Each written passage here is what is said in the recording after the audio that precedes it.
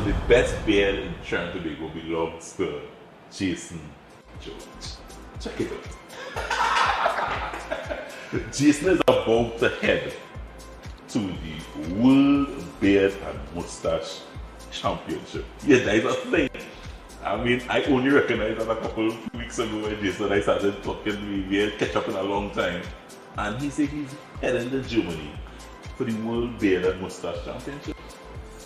It's a thing. It's a thing. It's a thing. And it's not only a thing, because this is not Jason's first time around the rodeo. Jason has been to a couple of championships. Well, I've been to one in person. Right. That was the first one I went to. You won a title or something? I won my category. So they had about 50 categories in that one. And I was in National Beard and Mustache Championship in Tidney Park, Illinois. In Illinois. Correct. And it was in November. We saw it online. I was like, let's do this. Why not? Why not? Let's. I have a beard. It was a start because I was 3 years ago to think about it, or Right. 4. Right. It was 2019. So it wasn't like this. But I was like, let me go and try. Went up, got there, I realized this is going to be big. Because what happens is all the clubs around the US have their championships and they send the person who won, or 2 or 3 people, to that competition. And then they invite people from around the world, like, individual who wants to come up. I was like, all right. It was a little intimidating because, I was mentioned this before, it's relatively sizable to everybody else. Yeah, they didn't only beard So we brothers. did all the Beard Brothers, all the people they're following online, they're like, oh wow, it really is bigger in person. So it was an experience. It was an experience. And people still are like, really? I'm like, yeah. But if you think about it, it's also a multi-billion-dollar industry overall. It is? Products. Serious? Yeah, barbering, all the different things are involved with it. So it has that part of it, the business side, but the community and the brotherhood side and the fraternity is the fun part. Yeah. Because that particular competition was held in a brewery. So no. Beers and beard. That's correct. So won the category. It was like my first ever. So I was like, And people from that one is from all around. all around the world. No, that was mostly all around the US. That was US. But they had some international entrance as well. But this one in Germany, no. This people one is from all over the world. So it kind of coincides, like every 2 years they have it. So the planned one was 2019 and then 2021, Right. which was supposed to be New Zealand. And when 2019 happened, we could definitely go into that one. Yeah. And then, pandemic, New Zealand was shut down for a while. And then they started to bring back up the hype of where it's going to be. Right. So there were 2 countries, USA, Vegas was the other offshot. And then Munich club picked it up. So it's in Brauhausen, Germany. Wow. And I was like, okay, we planned for this, let's do this. Let's do It's it. happening, what's the procedure? So, pull together everything we had to do. And again, this is an individual thing. This is me going to this. Yeah, yeah. So the judging of it now is based on what? Length, girth? So they have the categories. Right. The categories, you could start off from facial hair. If you just have like a mark with... So I could actually... That's correct. Correct.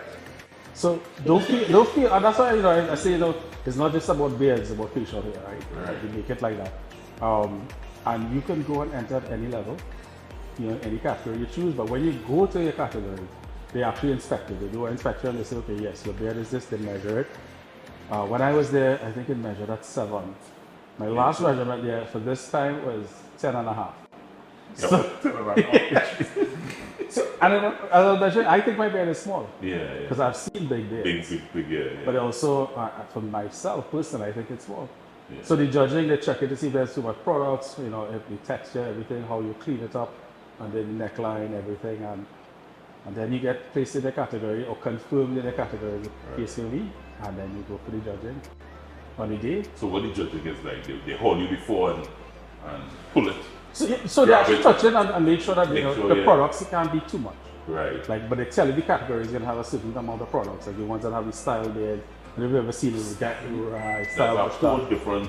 I'm going to know. So that particular category you can use the products, but the ones that I entered you couldn't. So they check all of that, and then on the day of the competition, you of course assigned, and they tell you when you're going up and how many people in your category. I had I think it was the largest one. It had almost 15. And then you just go up and you walk to the stage and they put you to stand and then they interview you. Like where you're from, what you're doing, how long you grow your beard. Simple question. but just to get to know you and have a little fun. And then you walk in front of the judges. It's like a model. It's like a model, yeah. Well, not that kind of model, but a Model T. They kind of just show it off. Show it off and that kind of thing. Yeah. And then when you're standing waiting for judge, you kind of make sure they see your number on your lanyard or on your ID kind of thing. And then they choose 3. But they choose 3 by numbers. So the number on your lanyard. Yeah. And I'm like, wait a minute, I heard my, okay, it's me. So go on now, and they're like, you know, talking and stuff again, and the guy do a final interview, and then the judge comes to the thing, and the guy stands behind you, and he starts to call out 3rd place, and I was like, okay, that wasn't me. And then he said 2nd place, and the guy was next to me. I was like, wait, You won? I won. So I mean, again, the experience is amazing. Yeah. Because it's not something traditional. Yeah. You know, you have to, and you said it in the show, the things that you won't see anywhere, you'll see it here. So that's like, I just want to do phenomenal. I mean, it is different. when you tell me actually going to compete in a beard competition. Yeah, people kind of beard or beard. I'm like, yeah, beard. Yeah. so it's been a labor of love. It is, because I actually tried to do it once, a couple of years ago. I started to grow it out and I started, you know. That there, it's real patience. It's about 6 years. 6 years? Yeah, when I first started, I went to a guy to kind of help me and mess it up and I shaved it off and I start over. Yeah. But from there, I started to research, like, what do I need to do to grow a beard properly? You know, tell you what length to leave it at in terms of how low down on your neckline, that type of thing. And then the most important part of it is cleaning it too. Cleaning the skin. And that's what prevents the irritation and the scratching that people talk about. Right. So I kept it clean, kept it moisturized with a lot of oils, and went through that phase perfect.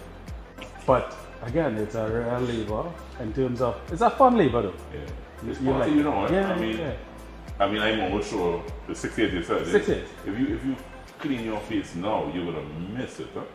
Big time. I had a beard envy once where I trimmed it and I was upset.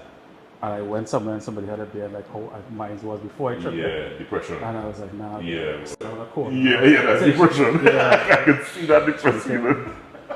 So it's frustrating because, you know, that's why I trim it. Like I trimmed it yesterday and people will be like, really? It's like, yeah, I did trim it. Because you have to trim it. It's like, you know, you have to get rid of the ends and stuff like that. It's like a hedge, right? When you trim a hedge, it looks bigger, right? Yeah, So, no. correct. So you have to, And the more you trim, the better it grows, yeah. Yeah. so I like it.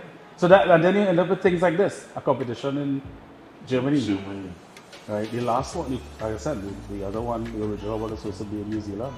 So think about that. Yeah. When they randomly go to New Zealand, and when you tell people what they're going for, they're like, come on. Now. Yeah, you're not serious. Yeah, they're talking. Yeah, you serious? Yeah.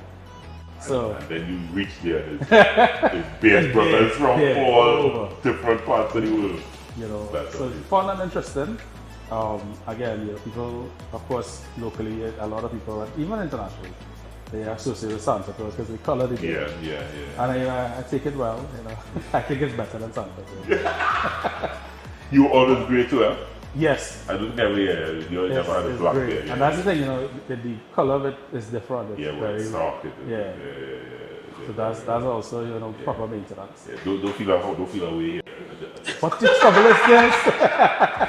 So you know, you yank it to see what it is.